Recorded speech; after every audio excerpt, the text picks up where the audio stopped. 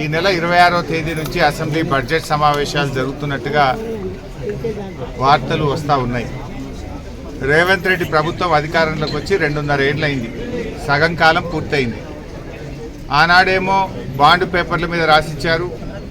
రాహుల్ గాంధీ, ప్రియాంక గాంధీ, రేవంత్ రెడ్డి, సోనియా గాంధీ అందరూ కూడా 100 రోజుల్లో 6 గ్యారెంటీలు అమలు చేస్తామని హామీలు ఇచ్చారు.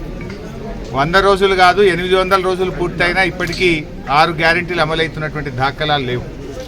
ముఖ్యంగా ఆనాడు ఎస్సీ డిక్లరేషన్, ఎస్సీలకు 18% రిజర్వేషన్ ఇస్తామని, ఎస్సీ సప్లాన్ను అమలు చేస్తామని, చదువుకున్న పిల్లలకు 10th పాస్ అయితే 10,000, ఇంటర్ పాస్ అయితే 25,000, డిగ్రీ పాస్ అయితే 50,000, పీజీ చదివితే ₹1,00,000 ఇస్తామన్నారు.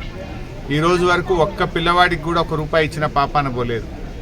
కేసీఆర్ గారు ఇస్తున్న ఫీజు రియంబర్స్మెంట్ డబ్బులు కూడా ఈరోజు ఎస్సీలకు వస్తున్న పరిస్థితి లేదు.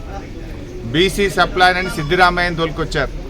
సిద్దిరామయ్య గారు ఆ రోజు బీసీ సప్లాన్ ఇనాగ్రేషన్ చేస్తూ బీసీలకు 42% రిజర్వేషన్ ఇస్తాం, సంవత్సరానికి 20,000 కోట్ల బడ్జెట్ ఇస్తాం, సప్లాన్ అమలు చేస్తామని చెప్పి బీసీలను మొండి చేయి చూపింది కాంగ్రెస్ పార్టీ.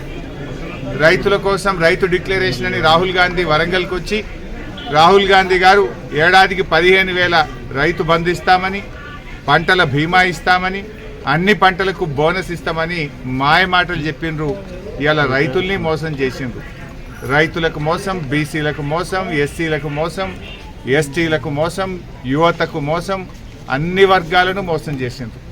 ముఖ్యంగా నేను రాష్ట్ర ఉప ముఖ్యమంత్రి బట్టి విక్రమార్క గారిని డిమాండ్ చేస్తూ ఉన్నా, ఎల్లుండి పెట్టే బడ్జెట్ సమావేశాల్లో ఈసారైనా ₹4,000 పెన్షన్ ప్రవేశపెట్టాలని డిమాండ్ చేస్తూ ఉన్నా. ఆనాడు అవ్వాతాతలకు 200 ఉన్న పెన్షన్ కేసీఆర్ గారు 2,000 చేస్తా అంటే చేసి ఇచ్చిండ్రు.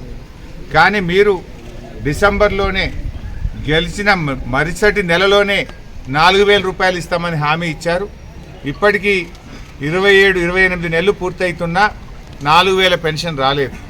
బీడీ కార్మికులకు కానీ, వృద్ధులకు, వితంతువులకు, ఎయిడ్స్ పేషెంట్లకు, గీత చేనేత కార్మికులకు అందరికీ కూడా వెంటనే ₹4,000 పెన్షన్ ఇచ్చే విధంగా 26వ తేదీ ప్రారంభమవుతున్నటువంటి బడ్జెట్ సమావేశాల్లో కొత్త బడ్జెట్లో పెట్టాలని చెప్పి మేము ప్రభుత్వాన్ని డిమాండ్ చేస్తూ ఉన్నాం. మహిళలందరికీ నెలకు 2,500 ఇస్తాం, జీతం బడ్జెట్ బ్యాంకుల్లో వేస్తామని మహిళల ఓట్లు వేయించుకున్నారు. ఇప్పటిదాకా మహిళలకు నెలకు 2,500 ఒక్కరికి కూడా పడ్డ పరిస్థితి లేదు. తక్షణమే ఈ బడ్జెట్లో నెలకు 2,500 మహిళలకు ఇచ్చే విధంగా బడ్జెట్ రూపొందించాలని బట్టి విక్రమార్క గారిని డిమాండ్ చేస్తూ ఉన్నా. ఇందిరమ్మ ఆత్మీయ భరోసా అని పోయిన బడ్జెట్లో చెప్పారు, మళ్ళీ కొత్త బడ్జెట్ వస్తుంది కానీ ఇప్పటికీ ఆత్మీయ భరోసా కూలీలకు అందింది లేదు. అంటే మీ బడ్జెట్ కూడా ఒక విలువ లేకుండా చేసినారు. బడ్జెట్లో చెప్పిన పంటల బీమా రాలేదు, బడ్జెట్లో చెప్పిన ఆత్మీయ భరోసా రాలేదు. యువత కోసం బడ్జెట్లో గొప్పగా స్పీచ్లు కొట్టిండ్రు, బల్లలు దర్శిండ్రు అసెంబ్లీలో. కానీ ఇంతవరకు రాజీవ్ యువ వికాసం అమలు కాలేదు. ఏ ఒక్క యువతి యువకులకు ₹1 సహాయం చేయలేదు. అంటే బడ్జెట్లో చెప్పిన రాజీవ్ యువ వికాసము రాలేదు, ఆత్మీయ భరోసా అందలేదు, పంటల బీమా అందలేదు. కనీసం ఈ బడ్జెట్లోనైనా రియలిస్టిక్ బడ్జెట్ రూపొందించండి, వాస్తవాల ఆధారంగా వాస్తవికతకు దగ్గరగా బడ్జెట్ రూపొందించండి.